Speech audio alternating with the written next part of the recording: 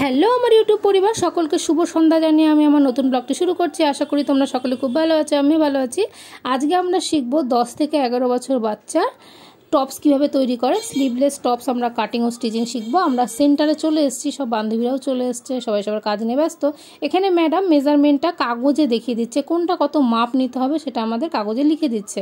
তো আমি যেহেতু ভিড়টা অ্যাভয়েড করে থাকি আমি যাইনি, আমি পরের বার যাবে যারা বসে আছে তারা সেকেন্ড টাইম দেখতে যাবে। তো আমি সেকেন্ড টাইম ওদের সঙ্গে দেখবো, জিনিসটা শিখবো।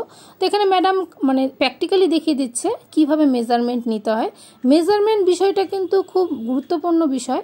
এখানে মেজারমেন্ট যদি আমরা ঠিকঠাক নিতে পারি তাহলে কিন্তু আমরা যাই তৈরি করে থাকি সেটা কিন্তু ঠিকঠাক মাপের হয় ও ফিটিংস হয়ে থাকে।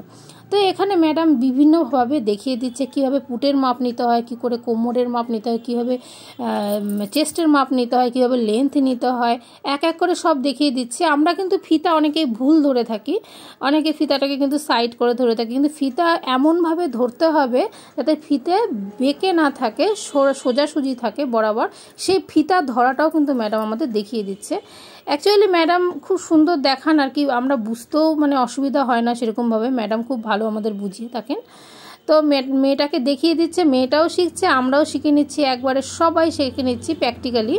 আর এখানে কোমরের মাপ কিভাবে নিতে হয় সেরকমভাবেই দেখিয়ে দিচ্ছে, ফিতে কিভাবে আমরা ধরবো, কোমরের মানে আমরা টপস কীরকম নেব। আমরা অনেক সময় কোমর পর্যন্তও টপস পরে, অনেকে আবার হাঁটুর ওপর পর্যন্তও টপস পরে থাকি। তো এখানে মাপের ওপর নির্ভর করবে কোনটা কে মাপ নেবে, সেটা ম্যাডাম ভালো করে বুঝিয়ে দিচ্ছেন। অ্যাকচুয়ালি মেজারমেন্টটা শিখতে একটু টাইম লাগে, যদিও আমরা নতুন শিখছি। মেজারমেন্ট আমি একটু কমই বুঝি, যার জন্য আমার নতুন করে ভর্তি হওয়া। এখানে ম্যাডাম কিন্তু পুটের মাপটা দেখিয়ে দিচ্ছে, পুটের মাপ কিভাবে নিতে হয়, কোথা থেকে কোথা ফিতা ধরে মেজারমেন্ট নিতে হয় সেটা কিন্তু ম্যাডাম দেখিয়ে দিচ্ছে। অ্যাকচুয়ালি পুটের মাপটাও কিন্তু পারফেক্ট হতে হয়, নাহলে কিন্তু মানে ঠিকঠাক বসে না। যে কোনো জিনিসই হোক না কেন, যেটাই আমরা তৈরি করে থাকি সেটা কিন্তু ঠিকঠাক বসবে না পুটের মাপ ঠিকঠাক না হলে। প্রত্যেকটা জিনিস ঠিকঠাক করতে হবে। তা আমি ফিতে নিয়ে নিলাম, আমি এখন পেপার কাটিং করে নেব। পেপার নিয়ে নিয়েছি, আর আমার তো খাতায় ড্রয়িং করা হয়ে গেছে, মাপগুলোও লেখা হয়ে গেছে। এখন আমি পেপারে ড্রয়িং করে নেব। আসলে ড্রয়িং করে নিয়ে কিন্তু কাটিং করতে হয় পেপার, তারপরে কিন্তু আমরা কাপড়ে কাটিং করে থাকি। তো আমি পেপারটা নিয়ে নিয়েছি, পেপারটা আস্তে আস্তে আমি ভাঁজ করে নিচ্ছি। কীভাবে ভাঁজ করবো ম্যাডাম দেখিয়ে দিয়েছে। এটার ভাঁজটা কিন্তু একটু অন্যরকম, আগে পাতাল করেছিল, এবার কিন্তু লম্বা করে, যেহেতু পেপারের মাপ খুব একটা বেশি বড় হয় না, আর আমাদের জামাটাও কিন্তু মানে টপসটাও কিন্তু অনেকটাই বড় হবে, যার জন্য আমরা পেপারটাকে একটু অন্যভাবে নিচ্ছি। কীভাবে মেজারমেন্ট নিতে হবে দেখিয়ে দিলাম তোমাদেরকে, মানে আমার একদম মুখস্থ হয়ে গেছে, এতবার করেছি। এখন আমি এটা মেজারমেন্ট করা হয়ে গেছে, মানে হাতে কলমে লিখে নিয়েছি পেপারে। এখন আমি এটাকে কাটিং করব। তো কাটিংটা করার আগে আমি একটু ম্যাডামকে দেখিয়ে নিচ্ছি ঠিকঠাক আছে কিনা।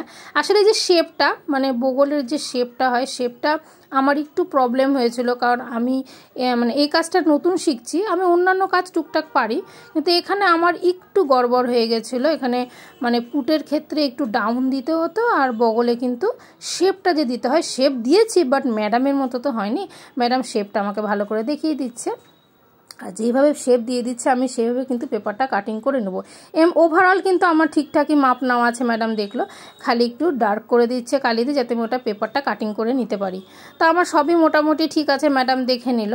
তা আমি আবার মাপটা দেখে নিলাম, নিয়ে আমি কাটিং করে নিলাম। এই যে আমি নিজে সুন্দর করে কেটে নিয়েছি, যেখানে ম্যাডাম দেখিয়ে দিয়েছে ওই জায়গাটা খালি একটু প্রবলেম ছিল।